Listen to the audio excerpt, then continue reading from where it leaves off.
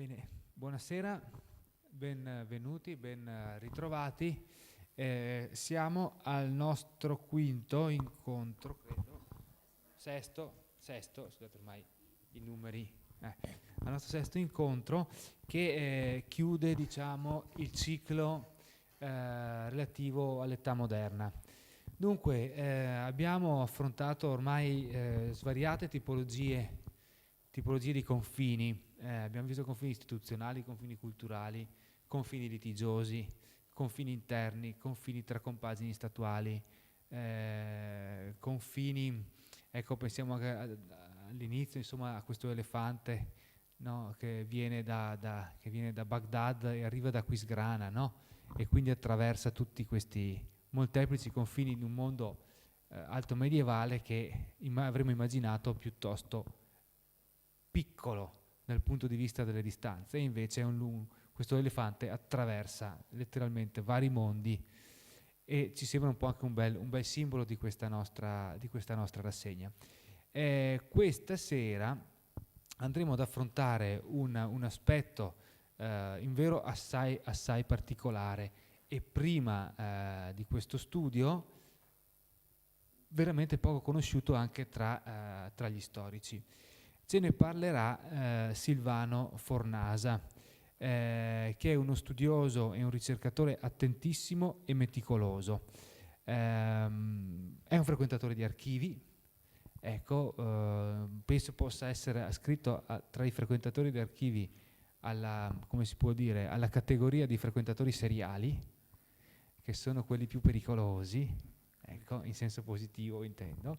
Ecco, e il suo interesse è principalmente rivolto alla storia del territorio vicentino.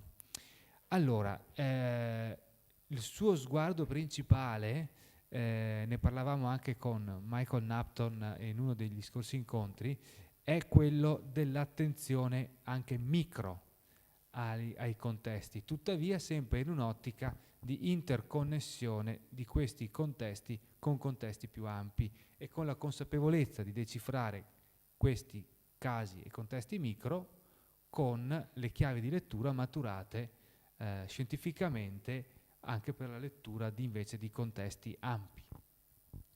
Dunque, i suoi interessi dal punto di vista cronologico si collocano tra l'età moderna e l'età contemporanea, e tra i suoi volumi io posso qui citarvene qualcuno. Mi sono fatto un prospetto. Dunque, ad esempio, c'è Brogliano nell'età moderna, che è un libro del 2009, Le ville di Trissino di Cornedo Vicentino del 2011, La Valle dell'Agno in età moderna, e poi anche, visto che è stato qui proprio con Mike 2 settimane fa, c'è anche la storia di Creazzo, curata da Michael Napton, nel quale Silvano Fornasa ha scritto uno nel primo, credo, volume, uno nel secondo. Solo nel primo. Ecco, non pochi suoi lavori poi sono apparsi, oltre che in riviste, in volumi miscellanei, come appunto la storia di Creazzo, e recentemente anche in un volume curato, credo, da Edoardo Demo e da Andrea Savio, dedicato al confronto tra uomini del contado e uomini di città nell'Italia settentrionale del Cinquecento, XVI secolo, nel quale ha, diciamo, affrontato lo studio dell'elite rurale a Montecchio Maggiore nel Cinquecento. Ecco, ma il libro di cui parleremo questa sera, che è un libro, vi dico, bellissimo, veramente a me ha stimolato tanto, incuriosito in maniera infinita, e mi è piaciuta soprattutto di questo libro l'onestà e la precisione. C'è un libro che si legge peraltro in maniera estremamente godibile, e adesso che ho finito di sponsorizzare questo libro, ma è veramente bello. Sarà che l'ho letto in un momento, glielo dicevo prima a Silvano Fornasa, che l'anno scorso ero in malattia all'inizio di gennaio, ero a casa una settimana, e ho detto aspetta che mi prendo un libro che non rientra tra i libri da leggere, me l'aveva regalato lui, tra i libri che devo leggere perché devo, o che devo studiare per i miei studi, così. E sono quelle poi a volte le letture più appaganti e quelle che soddisfano di più. E adesso, riprendendolo, ho visto alcune 3 trattini che mi ero fatto sulla prima pagina, un po' per inquadrare questo libro, no? Scrivo utilissimo il sistematico sforzo per inquadrare il più ampio contesto. Cioè, come cose che mi avevano molto colpito. Si arriva al cuore della ricerca partendo da un cerchio largo che via via si restringe. E anche questo rende molto, molto bella la lettura, perché senti che man mano ti avvicini al cuore della questione. E poi avevo scritto utilizzo di dati archivistici inediti per illustrare anche contenuti di carattere generale, che è esattamente quel discorso che avevamo fatto prima. Di che cosa si parla qua? Si parla di bambini che muoiono e che, come dice il titolo, giusto il tempo di un respiro, ritornano alla vita. Questa tipologia miracolistica, in vero molto particolare, come vi dicevo prima, diciamo che ci fa riflettere sul confine dei confini, insomma, il confine, diciamo, tra la vita e la morte. Sentiremo adesso da Silvano Fornasia questa storia curiosissima e straordinaria, e io gli cedo senz'altro la parola. E buon ascolto a voi. Io ringrazio l'amico Matteo Melchiorre per queste parole lusinghiere e per avermi invitato a presentare la mia ricerca. Non prima però, prima di entrare specificatamente nel merito di questo lavoro, permettetemi delle brevi considerazioni sulla morte nei secoli passati, anche per allinearmi subito alla tematica di fondo di questo corso che state seguendo. La morte nei secoli passati, in particolare l'età moderna, come diceva, attira il mio interesse. E quindi l'idea di passaggio confine che questo passaggio ineluttabile comportava e del resto comporta tutt'oggi. Nei secoli passati, mi piace un'espressione usata da uno storico inglese, nel mondo che abbiamo perduto, il passaggio confine di cui appunto si parla, cioè della morte, era veramente di casa, ed era di casa un po' in tutti i sensi. Primo perché era molto frequente la morte allora, molto più di adesso, e poi perché molti morivano letteralmente in casa. E fino a un paio di secoli fa, quindi, la morte era un evento familiare, un elemento ricorrente, e se noi osserviamo con una certa attenzione, i segni li vediamo un po' dappertutto, soprattutto se facciamo certi tipi di ricerche sui libri parrocchiali, sui bordi pagina, ci sono spesso delle file di croci, e se entriamo in qualche pieve antica, soprattutto di montagna, troviamo che bellissimi trionfi della morte, le lastre tombali che spesso tappezzavano le chiese, i cimiteri di emergenza che una volta sorgevano un po' dappertutto in occasione delle pandemie. Cioè i segni di questa morte rimanevano e si vedevano ampiamente. In questi secoli passati, appunto, soprattutto dell'età moderna, il sistema demografico, riassumo molto brevemente, era quello di antico regime, e quindi una natalità non controllata, una fertilità non controllata, quindi un'altissima natalità, ma nello stesso tempo una mortalità molto alta. Si andava dai 35 ai 45 per mille di morti. La speranza di vita e la nascita era molto bassa, era sui 30 anni, non è che tutti morissero a 30 anni, c'erano anche gente che moriva anziani, ma la morte infantile era talmente elevata che appunto la media era questa. E i più esposti a questa morte diffusa erano, è facile capirlo, i neonati. I bambini che nascevano, diciamo che in tempi normali, mediamente, 1/3 se ne andava entro il primo anno di vita.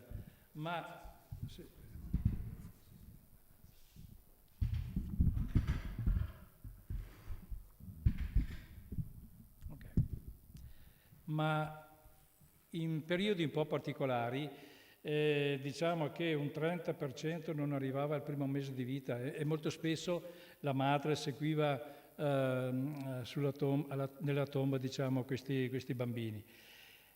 Ecco, nello stesso tempo però, proprio per restare nella tematica e prima di entrare in merito alla ricerca, questo passaggio confine non era immediatamente percepito e definitivo come lo vediamo oggi. Oggi la morte è lo stacco definitivo. È chiaro che soprattutto se si tratta di un proprio caro lo conserviamo il ricordo e l'affetto, però quando appunto c'è questo evento è il distacco definitivo.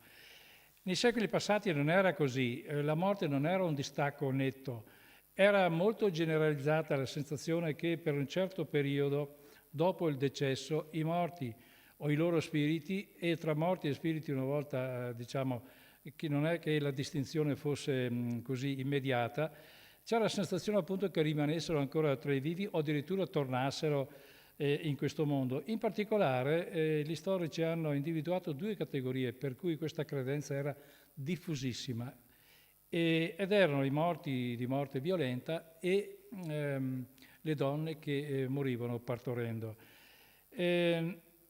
Non a caso un medico di Re Quaro, un medico anche tra l'altro molto importante, a metà Ottocento, quindi in tempi tutto sommato abbastanza recenti, ha lasciato scritto che a Re Quaro, dopodiché penso che, siccome Re Quaro non è diciamo, un paese eccezionale, penso che la tradizione fosse abbastanza diffusa, c'era l'abitudine, lui dice, di seppellire i morti di morte violenta, e questo sì diciamo, era abbastanza diffuso nel Re Quarese, di seppellirli con le scarpe e seppellire le donne che morivano di parto con le pantofole e addirittura in abito da sposa. Questo perché c'era appunto la credenza che queste persone potessero in qualche modo tornare a vivere il tempo che non avevano vissuto adeguatamente secondo quello che doveva essere il loro destino. E a proposito del Re Quaro, io abito abbastanza vicino, quindi ho fatto delle ricerche approfondite e questo evento l'ho trovato negli archivi parrocchiali. Dicevo prima con Matteo che secondo me gli archivi parrocchiali, frequentati moltissimo da eruditi, diciamo, soprattutto per trovare le proprie genealogie, andrebbero frequentati proprio in cerca anche di qualcos'altro. Bene, a Re Quaro, per un certo periodo, io ho visto solo quello, ma mi piacerà tornare in futuro, ho trovato che le donne che morivano di parto avevano un trattamento del tutto particolare e unico, cioè venivano seppellite solamente dopo è scritto così proprio, dopo le 40 ore sulla terra, dopo che sono passate 40 ore. Cioè il richiamo è chiarissimo al rito delle 40 ore della Settimana Santa, cioè quel periodo che va dalla morte di Cristo alle 3 del Venerdì Santo fino all'alba della Domenica. E avere individuato questa modalità per tutte, ecco, vi ricordo questo perché se fosse stato qualche caso si potrebbe dire, il parroco, tutte le donne di Re Quaro venivano seppellite dopo aver atteso 40 ore che fossero, diciamo, dissepolte. Ovviamente mi sono anche chiesto, però ripeto, tornerò su questo argomento, e sotto sicuramente c'è la paura ancestrale di seppellire una persona non ancora definitivamente morta. E quindi c'era, secondo me, la sensazione che la donna che moriva di parto potesse eventualmente tornare in vita e questo si riallaccia a tradizioni riscontrate anche in Francia e in Germania, che si pensava che la donna morta di parto dovesse tornare per terminare o per allattare il proprio bambino. Ebbene, questa indefinitezza, diciamo, che appunto è rispecchiata anche nel titolo di questo intervento, l'incerto confine tra la vita e la morte, la si coglie ancora di più quando la morte coglieva due categorie di persone che appunto sono state oggetto della mia ricerca, cioè i bambini nati morti o i bambini che morivano alla nascita immediatamente o poco dopo, prima cioè di aver potuto, di essere stati battezzati. Quindi questi bambini, diciamo, erano accomunati un po' da questo destino. Ecco, quindi questo è, come diceva Matteo, l'argomento di questa ricerca. Detto in estrema sintesi, l'ha già detto lui, si tratta di un miracolo molto particolare, ma molto diffuso. Ricordava Matteo, e concordo, poco conosciuto, però diffusissimo. La storiografia francese, ad esempio, ha scritto moltissimo su questo argomento, proprio perché in Francia era molto diffuso. Un miracolo che ha attraversato la storia per almeno 7 secoli, dal tardo Medioevo fino alle soglie dell'età contemporanea, e che ha attraversato mezza Europa. È nato in Francia, diciamo, questo miracolo, poi si è esteso nei Paesi Bassi, nel Fiandre, nella Svizzera e lungo tutto l'arco alpino. Per quanto riguarda l'Italia, appunto la zona interessata da questo miracolo era proprio l'arco alpino, quindi Val d'Aosta, molto, Piemonte, un po' nel nord della Lombardia e poi il Trentino Alto Adige, quello che adesso chiamiamo Trentino Alto Adige e Friuli. Quindi diciamo che la storiografia anche italiana attuale, quella che c'è, traccia tuttora il confine di questo miracolo proprio lungo l'arco alpino.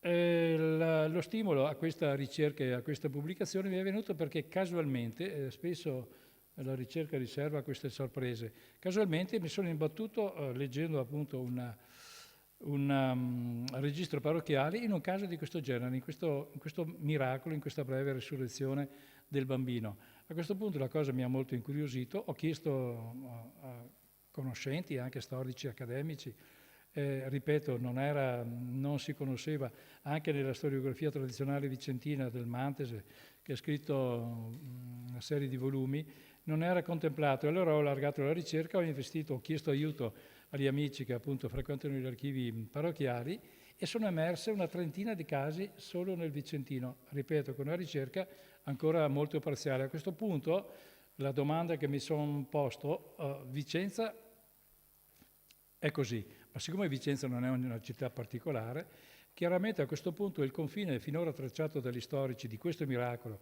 sull'arco alpino va tracciato ancora più basso, perché durante questa ricerca ho trovato anche un santuario, piccolo santuario inedito, mai menzionato, ad Arzignano. Arzignano è in fondo proprio alle Prealpi, proprio sullo sbocco della pianura padana. Quindi secondo me un'adeguata ricerca un po' in tutte le città, specificatamente nell'ex terraferma veneta da Bergamo a Venezia, secondo me darebbe risultati molto interessanti.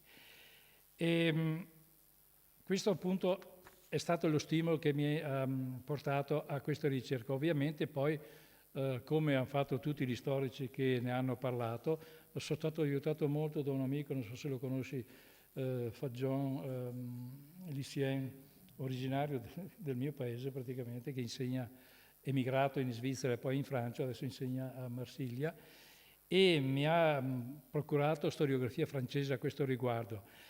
Gli storici si sono chiesti quali erano le motivazioni che spingevano, poi vediamo anche la modalità del rito, che spingevano questi genitori, questi fedeli a ricorrere a questa particolarissima forma di religiosità popolare.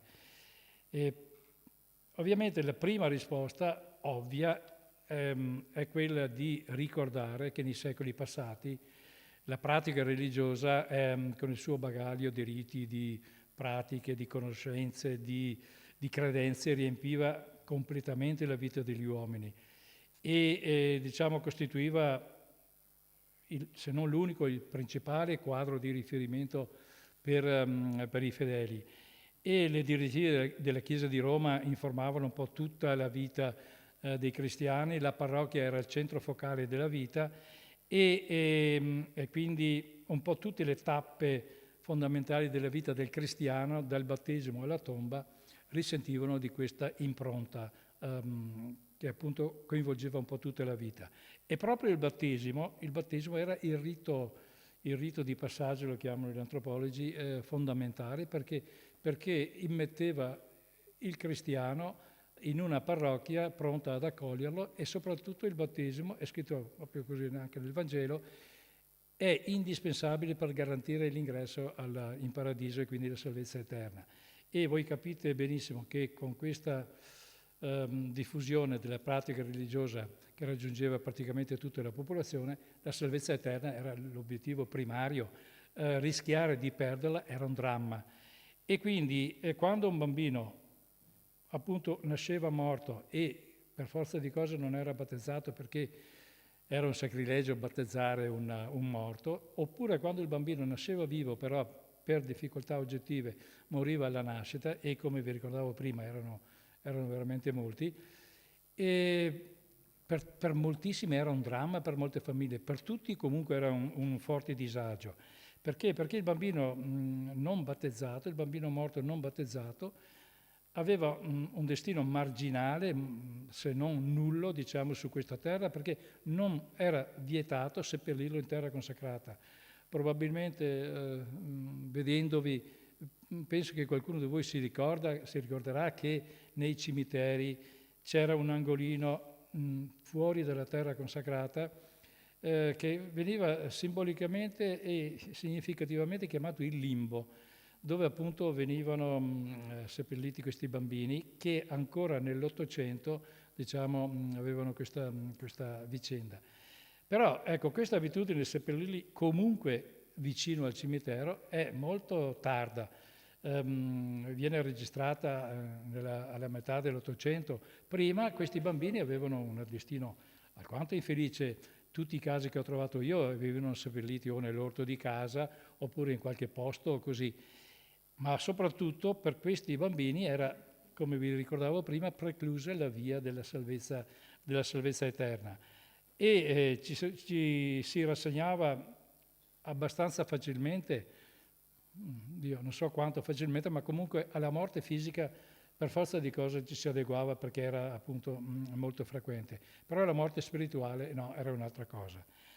E quindi, tra l'altro, ci rendiamo conto perché, e chi ha un minimo di dimestichezza con gli archivi, perché c'era questo accanimento anche sul corpo esanime della donna o su quella del feto, del bambino che si voleva credere ancora in vita, per poter in qualche modo assolutamente seppellirlo. Si arrivava anche a un cesareo post mortem, diciamo, per poter estrarre il bambino e comunque battezzarlo. E queste pratiche che a noi possono risultare così un po' borderline, diciamo, sono perfettamente comprensibili se appunto facciamo lo sforzo di immetterci nel contesto storico, in questo contesto storico. Ecco quindi, quando succedeva questo, la ricerca di una possibilità, di un'alternativa all'indefinitezza del limbo. Ne parleremo poi di questo quarto stato dell'aldilà, come è stato definito. E questa alternativa, un po' alla volta, ha cominciato a farsi strada sotto forma di un miracolo, appunto del miracolo di una brevissima, temporanea, creduta resurrezione del bambino, giusto il tempo di poter impartire velocissimamente il battesimo, dopodiché chiaramente tutti sapevano e tutti si rassegnavano alla morte definitiva, però il bambino a questo punto poteva essere seppellito in terra consacrata, aveva garantita la salvezza eterna, i genitori sicuramente, soprattutto la madre, ne ricavava un sollievo decisivo dopo la disgrazia, diciamo, della morte, e addirittura il sacerdote che sovrintendeva al luogo, al santuario dove avvenivano questi miracoli, rilasciava ai genitori una fede, si chiamava, cioè una dichiarazione di avvenuto battesimo. Il genitore prendeva questa fede e la portava dal suo parroco, il quale a sua discrezione, non sempre, comunque provvedeva a registrarla nel libro dei morti. Quindi la spiegazione principale che si dà a questo miracolo, che poi vedremo un po' più specificatamente, è tutto interno alla visione cristiana di un battesimo sacramento primo e indispensabile per la salvezza eterna. Però parecchi storici hanno individuato, diciamo, tra le motivazioni di questo rito, di questa prassi, anche un'origine diversa, un'origine che affonda un po' nelle radici un po' più lontane, in credenze ancestrali, in antiche tradizioni folcloriche. Cioè, tra l'altro, tutte credenze che gli storici della religiosità ce lo spiegano bene, che poi con l'avanzare della cristianizzazione, primi secoli dopo la morte di Cristo, si sono un po' mescolate, diciamo, con i dogmi della fede cristiana, per cui per molti secoli, fino fino al Concilio di Trento abbiamo delle tradizioni religiose, delle ritualità che sono impregnate spesso di atteggiamenti che noi adesso riteniamo pratiche magiche, diciamo. E appunto questi storici hanno individuato, e il pioniere in questo è stato uno storico italiano molto, molto bravo, Silvano Cavazza, che ha individuato tra queste anche l'origine di questo rito, cioè la credenza secondo la quale gli spiriti delle persone morte e soprattutto gli spiriti dei bambini morti senza battesimo, senza un adeguato rito di sepoltura, vagavano, non andavano direttamente nell'aldilà e restavano un po' tra il mondo dei vivi o comunque minacciavano di tornare. Qui adesso non c'è il tempo di parlarne, ma una ricca letteratura e soprattutto ricerche di antropologia, ma anche la pubblicistica religiosa ci ricordano molto di queste tradizioni. Io ve ne ricordo solamente una che sicuramente avrete presente anche voi. Mi riferisco a Carlo Levi e al suo capolavoro Cristo si è fermato a Eboli. Siamo negli anni 40 in Lucania e ci ricorda che quindi meno di un secolo fa, molti bambini in queste terre morivano senza essere battezzati e ricordava che era diffusissima la credenza che questi spiriti di bambini morti senza battesimo, che erano chiamati monachicchi, tornavano a fare dispetti e a rimproverare, diciamo, i genitori, di accusarli quasi, a far sentire sensi di colpa, di trascuratezza per non avere sopperito e non essere stati attenti ad avere adeguatamente provveduto a un rito di sepoltura e soprattutto al battesimo. Quindi, tentando una sintesi, la spiegazione è chiaramente innanzitutto religiosa, interna alla religione cattolica, cioè di un battesimo rito essenziale per poter accedere alla vita eterna, ma sotto traccia anche questi resti di tradizioni folcloriche antiche e diciamo mescolate poi con i riti della fede cristiana, mescolate un po' con queste che diciamo quindi salvare l'anima ma anche liberare i vivi da queste credenze, da questi spiriti che si pensavano che giravano, diciamo, per un tempo determinato. A chi ci si rivolgeva? Quali erano cioè i mediatori celesti di questo rito? Ovviamente innanzitutto era la Vergine, perché è chiara l'associazione con la maternità, quindi in Francia è stato anche dove appunto lo studio di questo fenomeno è molto avanzato, l'85-90% delle immagini sacre davanti alle quali avveniva questo miracolo erano immagini della Madonna, ma poteva essere anche il crocifisso oppure qualche reliquia di santo particolarmente venerato.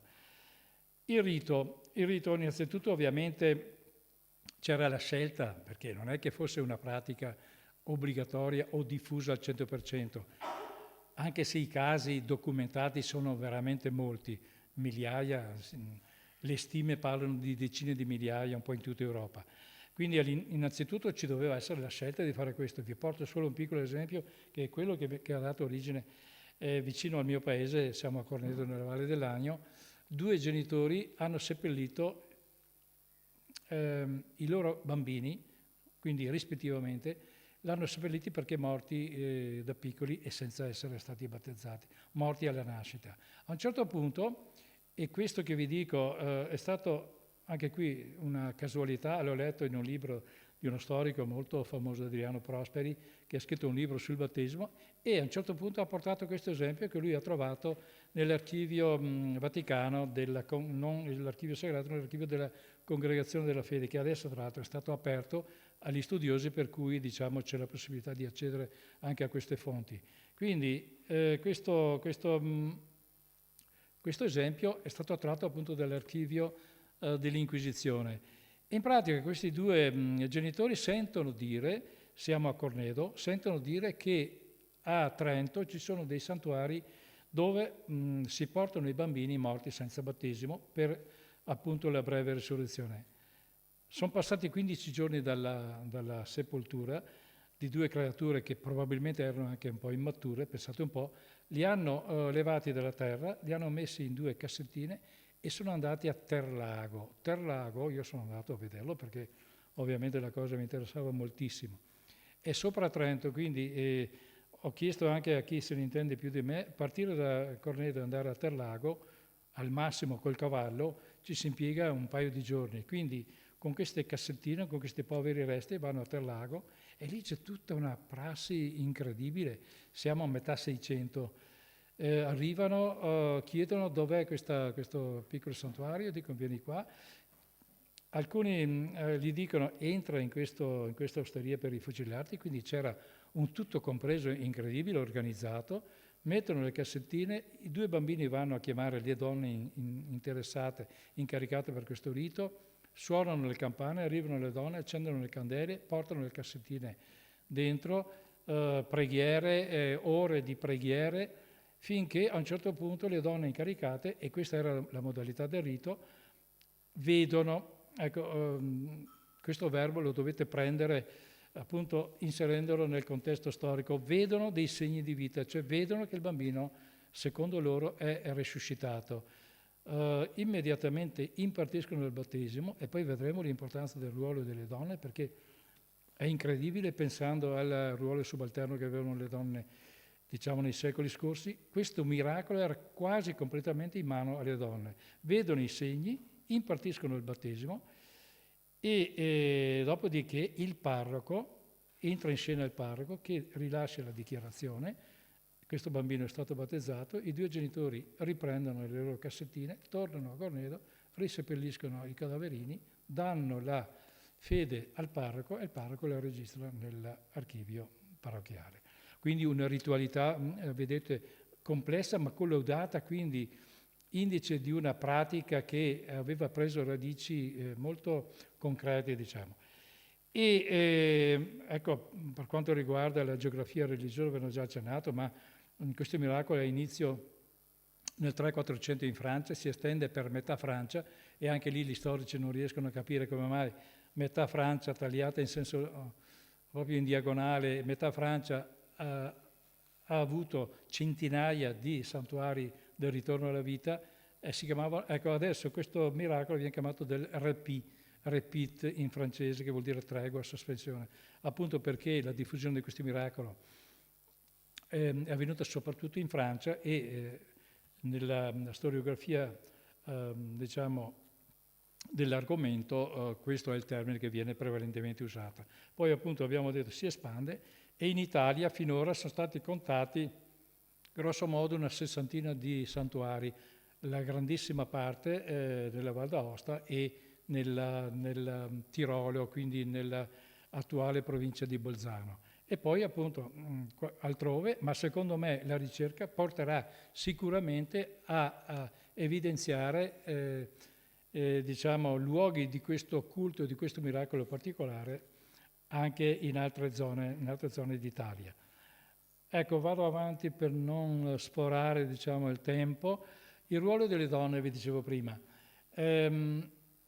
chiaramente era fondamentale. Innanzitutto, alle origini di tutto, c'è una madre e c'è una levatrice. Ricordiamo che il medico è arrivato al capezzale delle partorienti molto, molto tardi, a 700 inoltrato, ma nelle zone rurali, io sono nato in casa, tanto per dire, nelle zone rurali diciamo che era la levatrice che presenziava al parto e il parto era un'avventura fino al 700, diciamo che soprattutto in zone disagiate, carenze igieniche, la solitudine,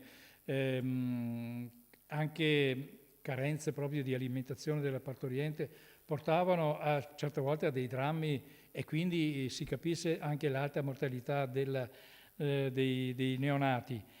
E la levatrice lo stesso aveva un ruolo molto importante, perché era depositaria intanto dei segreti della nascita, era depositaria di competenze anche mediche che erano indispensabili, dove appunto la medicina ufficiale era assente. Ma era molto importante il loro ruolo anche perché, e per questo erano diciamo, tenute molto sott'occhio da parte della Chiesa, perché a loro era demandato il compito di impartire, quando era possibile, e quando era utile, cioè urgente, il battesimo cosiddetto di urgenza, cioè se la levatrice vedeva che il bambino aveva poche possibilità di sopravvivere o che stava morendo o che era nato o che si pensava che pur vedendolo morto ma comunque avesse ancora qualche brandello di vitalità, la levatrice era tenuta a impartire velocissimamente il battesimo di emergenza,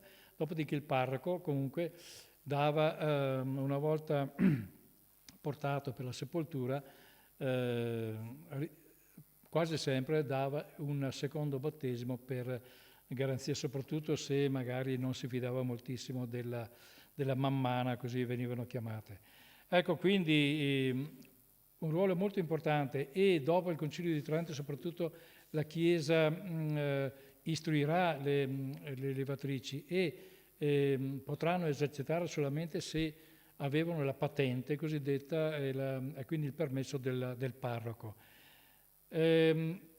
Almeno fino a metà Settecento, dopodiché autorità religiose, autorità civili, la classe medica stessa si rende conto che occorre porre un freno a questa moria infantile e cominciano a interessarsi di più, e quindi parallelamente il ruolo della levatrice va diminuendo. Importantissimo anche, come vi ricordavo prima, al momento del miracolo il ruolo delle donne, perché nei casi che ho visto io quasi sempre a impartire il battesimo appunto era la levatrice oppure comunque una donna. Addirittura una volta, un caso molto particolare, è stata la madre stessa, quindi immaginatevi in che condizioni può avere esercitato questa funzione. Importante a questo punto capire che ruolo aveva la Chiesa di fronte a questo miracolo, perché è un miracolo nato dal basso, come si usa dire, con terminologia moderna, un miracolo nato dal basso. Che posizione allora aveva la Chiesa e soprattutto che rapporto c'era tra la Chiesa e il popolo dei fedeli nei confronti di questa particolare forma di religiosità? Dato per scontato che per il paradiso era indispensabile il battesimo e chi moriva in peccato mortale andava all'inferno, la Chiesa comunque si pose il problema abbastanza per tempo, non subito, di come collocare queste anime che morivano, questi bambini che morivano senza il battesimo, oppure anche chi, si parla ad esempio dei patriarchi vissuti prima di Cristo, i giusti vissuti prima di Cristo, che quindi non hanno potuto essere battezzati, dove collocare queste persone che evidentemente ci si rendeva conto che non meritavano l'inferno definitivamente per loro colpa. E quindi tra fine 200 e i primi del 300 prende forma l'idea del limbo, come parallelamente prese forma l'idea del purgatorio. Il purgatorio è appunto un'istituzione, un dogma, una parte della dottrina della fede cristiana che non è venuta nei primi secoli della Chiesa, è stata elaborata in questo periodo centrale del Medioevo, tra la seconda metà del 200 e i primi del 300. Però cosa è successo? Quindi il limbo dove collocare queste persone che non potevano accedere al paradiso, però almeno non dovevano soffrire le pene dell'inferno. Ecco, il purgatorio venne accettato molto tranquillamente dal popolo dei fedeli, anche perché, soprattutto in ambito della Riforma Cattolica, il purgatorio era, una salvezza, un prendere per i capelli chi stava per morire in peccato mortale. Almeno una confessione in estremo dava la possibilità di accedere al purgatorio, e quindi, pur essendo un luogo di pena, e la lettura della Divina Commedia ce lo fa capire, però almeno c'era la speranza poi della salvezza eterna. Bene, il limbo non è mai stato interiorizzato dai fedeli, quindi c'è sempre stato, fin dall'inizio, la ricerca di un'alternativa al limbo appunto indefinito, e comunque non è il paradiso, e comunque io, genitore, non potrò rivedere questo mio figlio alla resurrezione dei morti nell'aldilà. E questa ricerca di un'alternativa ebbe sbocco poco dopo la invenzione, chiamiamolo così, anche se non sarebbe un termine adeguato del limbo. Ripeto, un secolo o due dopo cominciano a sorgere santuari appunto del ritorno alla vita, quindi santuari dove i genitori portavano questi bambini per poter provvedere al battesimo e quindi alla salvezza. Ovviamente quando questi santuari cominciarono a sorgere a centinaia, all'interno della Chiesa si accese il dibattito su come controllare questo fenomeno e quindi ci fu un dibattito molto serrato, qui la storiografia è copiosa, tra possibilisti, tra chi diciamo ammetteva questa pratica religiosa e chi invece non la ammetteva. E diciamo che la Chiesa comunque fu sempre molto prudente, lo notiamo anche adesso. Io ho fatto un parallelo con i santuari, penso solo a Medjugorje e come si pone la Chiesa. L'imperativo numero uno è prudenza, cioè non condanna definitiva, vediamo, facciamo una commissione e diciamo, anche se sono convinto che la gran parte delle autorità religiose è convinto che sono fenomeni diciamo, che sono molto dubbi, però diciamo che non arriva mai o arriva tardi diciamo, una condanna definitiva.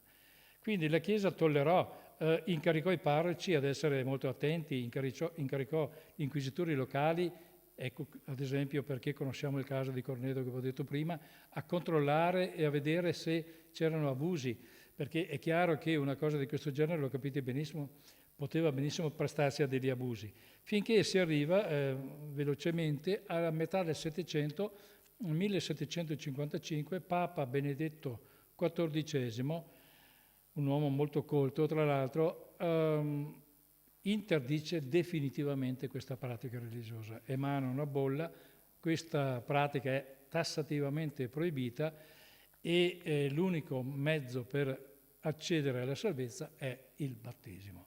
Il Vangelo dice chiaramente soltanto l'acqua salvifica permette l'accesso appunto alla salvezza eterna. Poi, come capita spesso per inerzia, questo miracolo continuò a essere praticato per almeno un altro secolo. In Francia addirittura c'è qualche caso registrato ai primi del Novecento. Poi però sparisce definitivamente dalla scena questa pratica religiosa.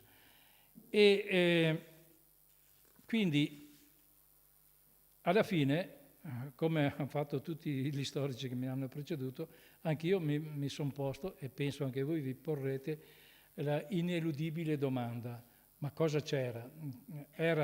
Diciamo, che aspettative avevano i genitori che ricorrevano a questa pratica religiosa? Era una speranza? Era una certezza? Era una fede? Ora, l'impressione di vedere in questi bambini segni di vitalità è chiaro che per noi è una interpretazione soprannaturale di segni che, se anche c'erano, erano comunque segni naturali, almeno penso che sia questo che pensate anche voi. Però per la maggior parte dei fedeli indubbiamente era un miracolo, ed era un miracolo che era possibile ottenere con una fede incrollabile. Soltanto la fede poteva appunto permettere di raggiungere questo esito positivo. Mentre invece le autorità religiose, le autorità civili, il mondo colto, diciamo, la classe medica diede lungo i secoli risposte molto diversificate. C'è chi direttamente accusò, diciamo, di credulità popolare questa pratica, chi addirittura definì decisamente come generalizzata truffa, c'è chi, i medici soprattutto, spiegarono che poteva benissimo accadere che un bambino nasceva in apnea e quindi in morte apparente, dopodiché dopo un po' di tempo riprendeva vita o comunque dava qualche segno di vita. Oppure c'era sì una morte reale, però il bambino portato in condizioni di questo genere, in mezzo a candele accese, a una folla di fedeli che pregava, che cantava, e quindi un po' di calore c'è una spiegazione medica, può determinare qualche piccolo rilassamento, diciamo. E infatti i famosi segni di vita che le donne incaricate a sovrintendere al rito erano proprio queste, o una goccia di sangue, una goccia, o una saliva, una goccia di urina, un piccolo movimento muscolare. Bastava questo e questo era interpretato come il ritorno alla vita e quindi la possibilità di battezzare. Ecco, se però chiaramente noi pensiamo a origini di questo genere, dobbiamo appunto fare lo sforzo di calarci nel contesto e occorre evitare, diciamo, una condanna e una diretta, giudizio di pratica superstiziosa tout court, oppure di marchingegni quasi sempre truffaldini, perché le fonti documentate e trattate con serietà sono talmente tante che appunto va esclusa l'illusione sistematica o l'illusione collettiva.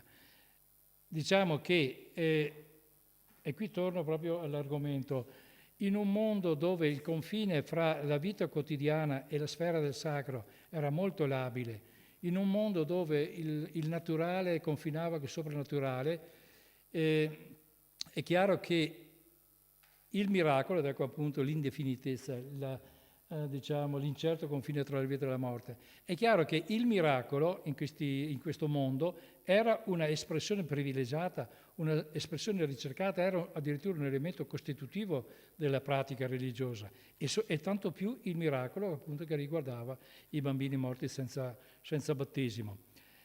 Ecco, chiaramente per lo storico è un campo minato, è difficilissimo, mentre magari è più facile conoscere quanto Sorgo produceva un campo nel 600, capire qual era l'approccio, diciamo, dei fedeli e dei genitori di fronte a questo evento è chiaramente attiene a quella che gli storici chiamano la storia delle mentalità ed è veramente molto più difficile. Però una cosa possiamo benissimo sapere, che i genitori e fedeli che accorrevano a questo evento lo ritenevano possibile, lo ritenevano reale, purché si rispettassero le regole del rito e purché ci fosse una fede incrollabile. Ho trovato un esempio tipo quello di Marco d'Aviano, il Beato, che sovraintesa un miracolo di questo genere a Schio, in cui durante la pratica di beatificazione, fatta tra l'altro non molto tempo fa, viene riportato questo miracolo di Schio e il testimone di allora disse che parecchi altri avevano portato i loro bambini dal beato, il poi beato Marco d'Aviano, però il miracolo non ebbe luogo perché non avevano abbastanza fede. Quindi il miracolo accadeva realmente, bastava rispettare il rito e bastava avere fede. Se il miracolo non accadeva ed è stato documentato, gli storici non sanno dire in che percentuale, però sono stati documentati esiti negativi, diciamo, del miracolo. Però se anche capitava, non era colpa del mediatore celeste, ma era colpa dell'uomo che non aveva fatto bene le cose e soprattutto che non aveva avuto una fede profonda. Ecco, chiudo con... oggi vi dicevo prima che fino a 800, primi 900, cadde completamente in disuso questa pratica e se ne persero le tracce. Conosciamo questo evento perché gli storici, gli etnografi soprattutto, hanno riscoperto verso metà del secolo scorso questa pratica e l'hanno riportata alla ribalta. Noi oggi potremmo dire cosa resta? Restano gli ex voto, ad esempio. In alcuni santuari di questo genere ci sono ancora dei bellissimi ex voto che ricordano appunto questa pratica. Ho seguito la vicenda per dare una risposta di oggi del limbo. Come è andata a finire la storia del limbo? Ecco, diciamo che il limbo è rimasto non dogma, ma comunque dottrina della religione cattolica fino a tempi recentissimi. Io ho guardato, ad esempio, il catechismo, vediamo un po', sul quale ho studiato anch'io, ma penso anche qualcuno di voi, che è quello del 1900 e rotti, dice ancora che il limbo è, eccolo qua, i bambini morti senza battesimo vanno al limbo, dove non godono Dio, ma nemmeno soffrono, perché avendo il peccato originale e quello solo, non meritano il paradiso. non meritano il paradiso, ma neppure l'inferno e neppure il purgatorio. Quindi la credenza nel limbo anche nelle chiese è venuta avanti. Nel 2004, quindi in tempi recentissimi, Papa Ratzinger, quando era ancora cardinale e prefetto della Congregazione della Fede, istituì una commissione per dare una risposta definitiva a questo che ormai diventava un'esigenza imprescindibile, perché ovviamente bambini battezzati sono sempre meno, bambini che muoiono, grazie a Dio, sono pochissimi, bambini morti senza battesimo e che suscitano il desiderio da parte dei genitori sono praticamente, non ce ne sono più. Allora la Chiesa si pone il problema del limbo e questa commissione arriva nel 2007 a dire che il limbo non è più una verità di fede, ma possiamo ragionevolmente dire che i bambini che muoiono e chi muore comunque senza battesimo può comunque salvarsi. Diciamo che è una abolizione del quarto stato dell'aldilà, anche se a mio avviso non definitiva, perché io l'ho letto il documento e alla fine si dice speranza, non si dice certezza, ed è un po' l'atteggiamento che le Chiese hanno in questi frangenti, che è quello di non dare risposte definitive che magari urtino le posizioni religiose un po' più tradizionali. Tanto è vero che i giornali, ho guardato qualche testata del 2007 e hanno titolato subito "Abolito il limbo", ovviamente con la sintesi classica dei giornali. Il Corriere della Sera ha riportato una frase di Le Goff, il quale poi lui ha smentito, ha detto non c'è più il limbo, il purgatorio è lì, e se la passano male anche inferno e paradiso, tanto per dire. Attribuita a Le Goff, il quale ha detto no, io veramente non ho detto proprio così. Però diciamo che anche, ho visto ad esempio che anche Papa Wojtyla ha definito, io lo virgoletto perché sono argomenti appunto che vanno presi con le pinze, gli stati dell'anima, gli stati dell'aldilà sono luoghi dello spirito dopo la morte, non vanno considerati come luoghi fisici secondo le concezioni tradizionali. Ecco, quindi vediamo però che il limbo sul quale decine di migliaia, secondo alcuni calcoli, di bambini hanno giocato la loro appartenenza al paradiso o no, è stato definitivamente accantonato o quasi definitivamente soltanto una decina di anni fa, quando ormai il miracolo del ritorno alla vita aveva cessato di essere già da almeno un paio di secoli. Ecco, mi fermo qui.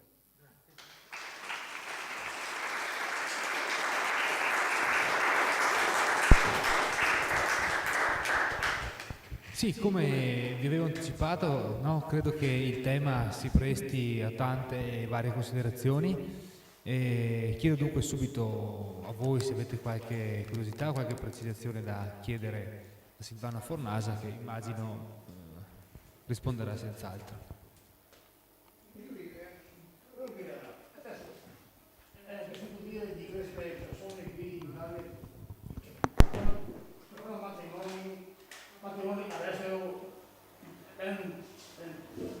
Persone che hanno cultura araba, no? Ma allora in questo caso, se viste appunto anche questo che ci sia grano, è quella mortalità infantile, no? Allora in questo caso, no? Un bambino che nasce magari, che nasce con questa cultura, com'è che poi va a finire? Guarda, se muore, no? Sì. Diciamo che intanto sappiamo benissimo che in epoca di, in termine negativo viene chiamato relativismo culturale, diciamo che l'esigenza di battezzare, intanto non c'è più l'esigenza di battezzare subito come era una volta, anche quando i genitori desiderano, sono credenti e desiderano battezzare i propri figli, lo fanno qualche mese dopo, insomma tranquillamente. Perché questo? Perché chiaramente intanto non c'è più il rischio della morte infantile, grazie a Dio appunto è rarissima. Poi diciamo che e se anche il bambino muore senza battesimo, adesso non c'è più questo dramma che colpiva i genitori di questi secoli, diciamo, per i quali la salvezza eterna era l'obiettivo imprescindibile e per i quali, secondo l'insegnamento della Chiesa, solamente il battesimo garantiva la salvezza eterna. Dopodiché, nel caso di matrimoni misti, come accenna lei, o di bambini che nascono all'interno di contesti religiosi diversi, questo non saprei dirle, non ho idea, ad esempio, se ci sia un rito analogo nella religione musulmana, credo di no, per cui francamente non saprei rispondere meglio alla sua domanda.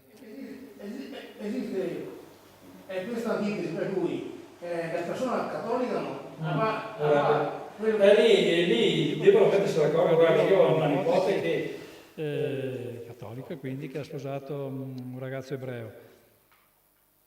Hanno risolto sposandosi civilmente, anche se ambedue sono credenti rispettivamente, diciamo, dell'ebraismo e del cattolicesimo. Hanno risolto così, dopo è chiaro che è una scelta che dovranno fare loro, che destino dare, se battezzare o no il bambino, eccetera. Ci sono certi principi morali che uno ha, che poi non è che possono essere cambiati per l'altro. Ma lo devono trovare una soluzione perché capiti, secondo me la trovano una soluzione. Può anche essere che uno dei due recede, uno dei due magari è meno interessato al rigore, diciamo, della fede, per cui accetta benissimo che il figlio segua la tradizione, il rito e la impostazione religiosa del partner. Penso che sia così. Non credo, spero almeno che non si arrivi a conflittualità di questo genere, perché sarebbe... Grazie. C'è dell'altro? Qualche... Sì. Da vecchi studi di antropologia che risalgono ai tempi della mia università, mi sembra di ricordare che nei popoli arcaici, per non dire primitivi, succede piuttosto il contrario, cioè finché non aveva rito di passaggio tipico di quella religione, il bambino non viene considerato un essere umano, non viene nominato, non gli si dà un nome, non lo si tratta come se avesse una personalità, in maniera da evitare il trauma della morte precoce, che era frequentissima. Quindi pensiamo che questa esigenza della salvezza attraverso il rito di passaggio anche dopo la morte sia tipicamente cristiana? Io penso di sì, perché adesso così vado un po' a naso, ma intanto è giusta l'idea che se il bambino, ad esempio in ambito cristiano, cattolico, se il bambino che non veniva battezzato, che non aveva un nome, infatti anche questo secondo me incideva nelle famiglie, perché basta guardare la documentazione, la definizione è il bambino figlio di, il putelo nei nostri ambiti, diciamo, il figliolino, la figliolina, eccetera, cioè non avevano il nome e quindi non entravano a pieno titolo, diciamo, nella comunità. Per quanto riguarda altre popolazioni, non so, sto pensando ai riti di inserimento nella società che avvengono intorno nell'età della pubertà. In quel caso appunto il rito di passaggio non è la nascita come nella religione cristiana, ma è più avanti nell'età. Però ecco, nelle altre popolazioni di questo genere mi vengono in mente appunto questi riti, ma non il rito che ti consente di accedere all'eternità, alla vita eterna, alla visione di Dio, come appunto è nella religione, ma sono riti questi che ti fanno entrare da adulto nel mondo degli adulti, della tua tribù, del tuo popolo, insomma. Ecco, lì vedo questo. Il discorso di questo miracolo, invece, lo scopo era sì anche quello di riportare il bambino, riseppellirlo in terra consacrata, ma la motivazione assolutamente principale era il mio bambino, se riesco in questo intento, vedrà Dio. Il mio bambino si salva. Quindi vedo questa un po' differenza. Una volta che ci sarà questo benedetta la fine del mondo, ci sarà questa resurrezione, no. Il bambino che non è stato batterizzato voi, e che mi sembra che non ci sia più quel linguo che Sì, è appunto l'abolizione. Sono parole che non sarebbero adeguate. Diciamo, l'abolizione del limbo ha fatto sì, nella dichiarazione, che il bambino che muore senza battesimo va direttamente in paradiso. Sì, chiaro. La speranza è che il bambino comunque è salvo. Insomma.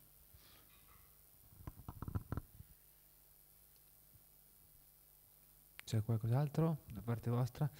Se no avrei io una breve considerazione. Cioè è che ci riporta subito anche al nostro tema del confine. Scrive Silvano Fornasa, alla pagina 145, dice: si può concludere che cose che ha già accennato poi adesso nell'intervento, che il rito del temporaneo ritorno alla vita aveva come obiettivo principale quello di assicurare la salvezza eterna alle creature morte senza il battesimo, ma sotto traccia anche quello di liberare i vivi dalla presenza angosciante di un morto. Questo mi pare un aspetto anche molto rilevante per il nostro discorso sui confini, e cioè come proprio caratteristica e peculiare della cultura dell'antico regime, questo confine assai più flessibile e più penetrabile tra la vita e la morte rispetto a quello che sarà poi dell'età contemporanea, per tacere della nostra invece proprio contemporaneità. Il punto è anche quello di liberarsi dalla certezza di avere un morto vagante nella propria quotidianità, e questo mi pare che segni davvero un confine molto diverso tra noi e quella cultura dell'antico regime da un lato, e tra un confine assai più lieve tra mondo dei vivi e mondo dei morti nell'età moderna. Ecco, questo era un aspetto su cui non avevo mai riflettuto a lungo. Volevo chiederti un'ultima cosa relativamente proprio al caso vicentino. Ci sono dei numeri rispetto alla ricorrenza di questi miracoli? Ci sono appunto delle distanze, delle provenienze dei cercatori, diciamo, Sì. del miracolo? Sì, chiaramente non avevo approfondito prima questo perché appunto era un caso. In pratica, io chiaramente appena trovato il primo caso ho allargato la ricerca, però è chiaro che io ho visto una serie di archivi parrocchiali, non tutti, anzi sicuramente la minor parte. Ho chiesto anche ad amici che frequentano altri archivi parrocchiali e mi hanno segnalato qualche caso. E ho visto anche altre fonti che eventualmente potevano darmi soluzioni di questo genere. Ad esempio, il materiale di beatificazione appunto di Marco d'Aviano mi ha dato la possibilità di vedere il caso di Schio, molto interessante. Alla fine io sono riuscito a trovare una trentina di casi di Vicenza, però intanto il periodo, i casi che ho trovato io sono quasi tutti del primo Settecento, poi a un certo punto anche per quanto riguarda il santuario di Arzignano che ho trovato, è l'unico santuario visto per il Vicentino, a un certo punto non ci sono più i registri parrocchiali, per cui lì probabilmente c'erano altre case, ma non lo sappiamo. Poi, tanto per dire, dopo che è uscito il libro, un amico, anzi due, hanno trovato 2 casi, perché è chiaro che se si conosce l'evento, uno sta anche attento quando legge. Per cui poi sono stati trovati un altro paio di casi, diciamo, nel Vicentino. Per cui il tempo di diffusione di questo miracolo nel Vicentino va dal secondo 600 alla metà del 700, questo è il secolo. Santuari vicentini 1, allora dove andavano? Quasi tutti venivano portati nei santuari più vicini a Vicenza, e quindi sono quelli di Trento o del Trentino, che venivano ricercati dai genitori vicentini per questi casi. E li ho trovati che andavano al Deno, che andavano a Terlago, a Trento stesso, dove appunto c'erano questi santuari. E quindi diciamo che la ricerca lascia veramente aperta la strada a ulteriori approfondimenti. Quindi da quello che so io finora a Vicenza i casi che ho trovato corrono l'arco di un secolo, da metà 600 a metà 700. Un solo santuario finora ho trovato dove avveniva questo miracolo, e i casi finora rinvenuti nelle fonti sono una trentina. Quello che so io adesso è tutto qua. Però è chiaro che Padova, Verona, parlo delle città confinanti, Treviso, è chiaro che non poteva essere diverso, solo che non sono mai stati indagati, cioè il più vicino, immagine sacra veneta dove è stato registrato 1 o 2 casi sono ai confini, a Pieve di Catore, tanto per dire. Per quanto riguarda la pianura veneta, io ho fatto un riferimento alla terraferma veneta, quindi non ci sono studi, non ci sono casi, non ci sono ricerche. Ma è chiaro che se a Vicenza era così, a Verona doveva essere così. Non c'è nessun motivo per dire che Vicenza è diversa da Verona da questo punto di vista. Quindi secondo me potrebbe essere uno stimolo ad approfondire la ricerca anche altrove.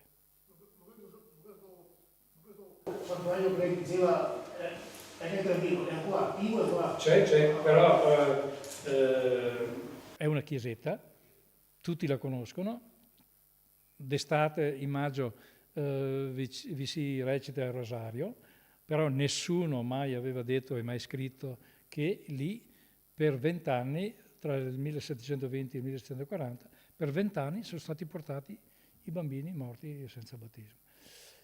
Come succedeva? Anche gli storici si sono posti delle domande, spesso erano delle accensioni casuali, perché io ho provato a dare una spiegazione di quello di Arzignano. Questo santuario è stato preso sotto le cure di una nobildonna che viveva ad Arzignano, la quale ha lasciato sostanze per rimettere in piedi la chiesetta. Molto probabilmente lo ha fatto dopo che aveva visto una cosa del genere. Non sappiamo perché, non si sa perché in quel santuario a un certo momento davanti a quella immagine sacra è arrivato un gruppo di fedeli e ha chiesto questo miracolo. Ha ripreso vita, agli occhi di vita e battezzato.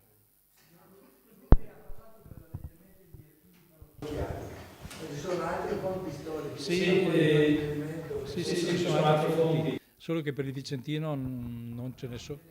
In generale, ad esempio, una fonte molto ricca è, quando ci sono, adesso non so come si chiamano, gli annuari dei santuari. Com'è che si chiamano? I libri dei miracoli. Proprio alcuni santuari, soprattutto i più famosi, penso ad esempio a Pietralba, dove se vi capita andate a vedere, sono parecchi ex voto dei bambini. E nei santuari più famosi hanno un archivio con l'elenco dei miracoli e lì trovi decine e decine di casi, di questo miracolo. Quindi quella è la fonte. Poi le fonti inquisitoriali, sia locali e sia quella centrale, della Congregazione della Fede di Roma. Il caso di Cornedo, cui vi ho accennato prima, che Prosperi aveva riportato in un libro, appunto è depositato presso le carte dell'Inquisizione romana, perché evidentemente la Chiesa aveva detto ai vescovi: c'è questo miracolo, lo sapete benissimo, controllate che non ci siano abusi, perché è chiaro che c'era il rischio di abuso, di sì, è vivo, non è vivo, eccetera.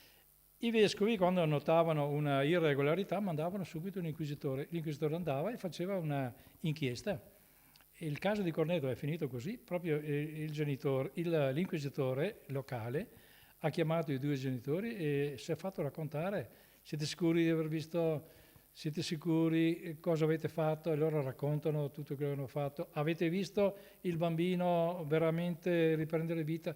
E allora lì sono un po' titubanti perché hanno anche paura, perché insomma questi contadini, diciamo, messi davanti a un inquisitore che lì, con la fama che aveva l'Inquisizione, diciamo, per cui dicono: ma sì, forse le donne hanno detto di sì. Ecco, questo era un po', diciamo, per cui altre fonti sono appunto le inquisizioni, sia quelle centrali che quelle locali, i libri degli santuari e i registri parrocchiali e i registri diocesani delle visite pastorali.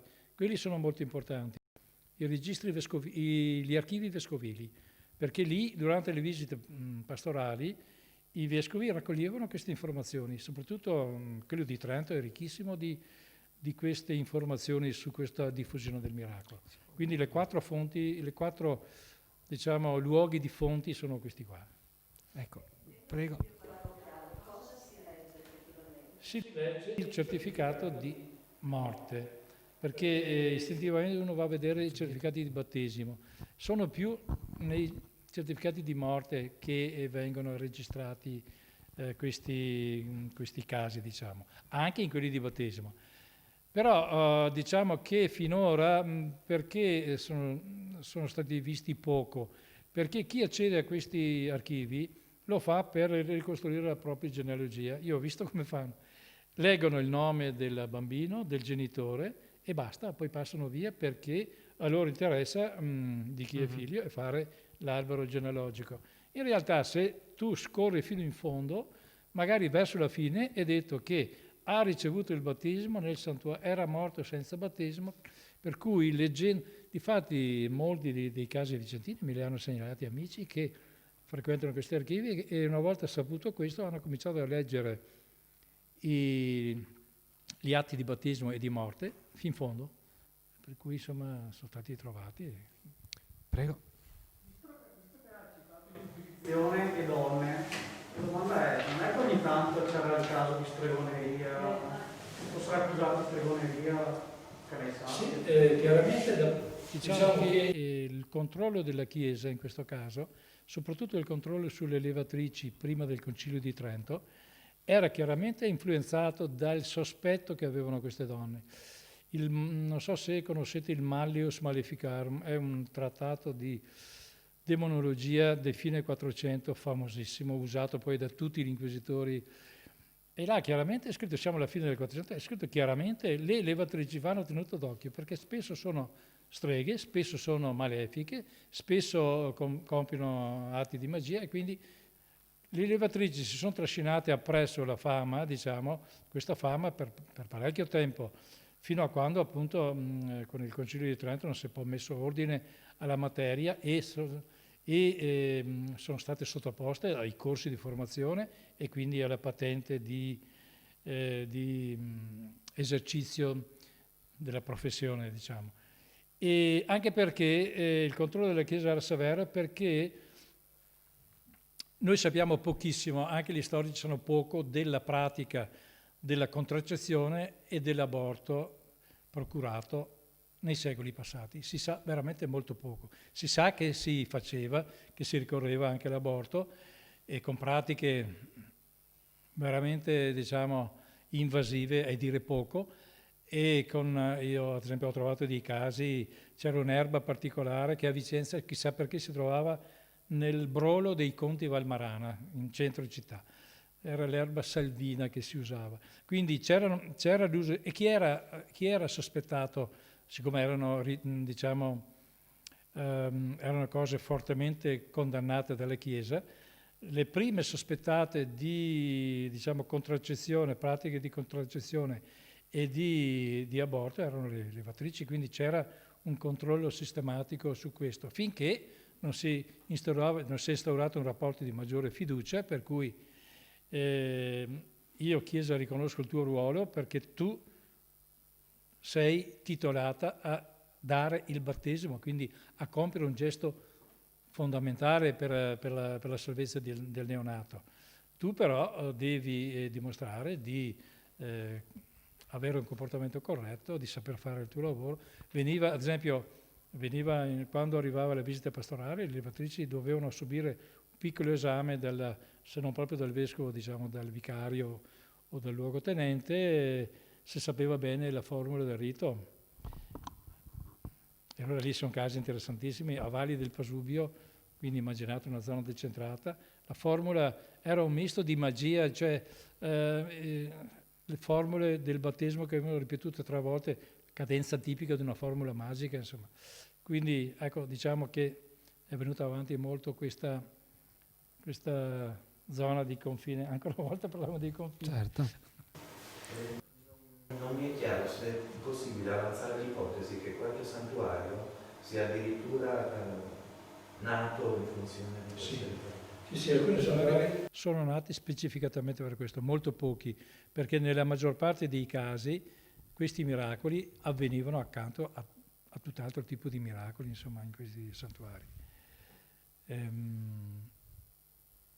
Alcuni erano specifici, proprio magari l'origine era una piccola edicola dove la prima volta è successo il miracolo, dopodiché la fama si diffondeva, arrivavano, non c'era più spazio, non c'era più la comodità, e allora si costruiva la cappella. Allora, Santa Maria, molto semplice, Santa Maria, ed adesso è una chiesetta bellina, piccolissima, che si trova sulla collina, lì sotto il castello, è chiusa, viene aperta in maggio, infatti io per vederla ho aspettato i rosari di maggio per poter fotografare l'immagine, perché c'è ancora la statuina molto bella, di fattura popolaresca ma molto, molto bella. L'immagine del miracolo, diciamo, è quella che troviamo nelle fonti. Sì, proprio questa, eccola qua.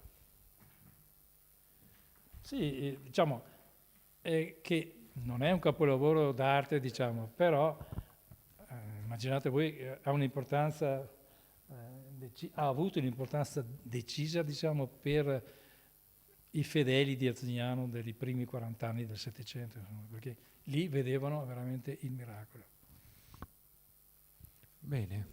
Questa erba che lei diceva che veniva coltivata da questi conti, mi sembra. Ma si può dire qualcosa di questa erba? Non so niente, non ho portato avanti, so solo che leggendo un processo per matrimonio, anzi per ratto, diciamo, e io nobile nei confronti di una donna lì di Cornedo, va in scena un processo, ed è la fortuna degli studiosi è questa: quando un caso va a finire sotto processo, allora giù il verbale, e in casi fortunatissimi i verbali vengono conservati, e i verbali dei processi, i verbali degli archivi criminali, ma anche degli archivi vescovili dove c'è un processo di questo genere, sono bellissimi, perché è chiaro che durante un interrogatorio vengono chiamate 20 persone a deporre e viene chiesto loro di tutto, per cui salta fuori la vita del paese, la vita delle persone, come sono vestiti, che abitudini avevano, per cui è una manna per gli storici trovare. Sì. E lì viene fuori anche la pratica, diciamo, di cui era accusato una del paese, della pratica di pratiche abortive, e allora chiaramente gli chiedono come fai, cosa fai, e lui dice che prepara dei dolcetti con questa erba, immagino, insomma, che esiti potesse avere.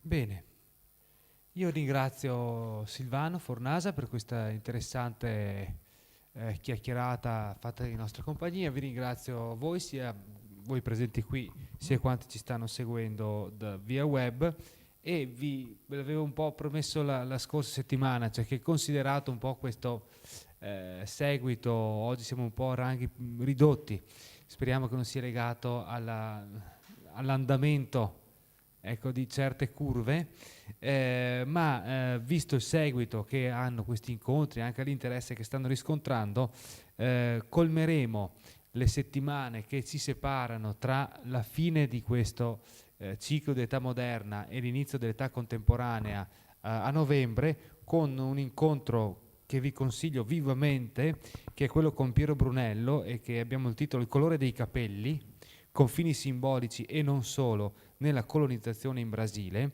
e si tratterà di una discussione di un libro di Piero Brunello, storico di storia sociale bravissimo, esperto di musica, di antianarchismo, di storia urbana, che si intitola Trofei e prigionieri. Parte da un'inchiesta su una fotografia di immigrati veneti in Brasile, in cui ci sono tre piccoli selvaggi. È una maniera che toglierà parecchia retorica alla retorica dell'illuminata immigrazione veneta in Brasile. Farà capire anche quello, non soltanto la gloria del popolo che va in Brasile e colonizza il Brasile, ma anche altre cose che c'erano intorno a questo tipo di fenomeno. Sarà veramente un incontro interessante che vi consiglio di seguire. Per partecipare, come al solito, iscriversi, eccetera. Consiglio infine di passare in fondo dove c'è il bellissimo libro di Silvano Fornasa, che è veramente anche una lettura per stile di scrittura assai raccomandabile. Vi ringrazio ancora e ci vediamo dunque il 22 ottobre con Piero Brunello. Grazie a tutti.